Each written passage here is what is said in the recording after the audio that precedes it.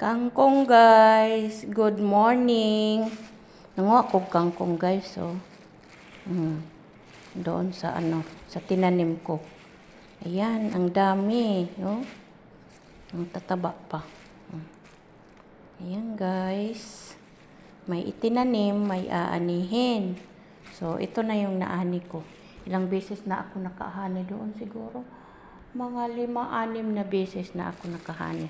Tapos, nagtanim ulit ako. May video akong in-upload din. Ay, naku, nakaharvest na ako ng ilang araw. Linggo lang yun. Ang bilis tumubo. Ang taba kasi ng lupa. Kaya, ayan. Harvest na ako ng kangkong. Ayan, mag-aadobo akong kangkong guys. Sa kabila, nakaluto na kami ng manok. Ayaw ko. Kaya,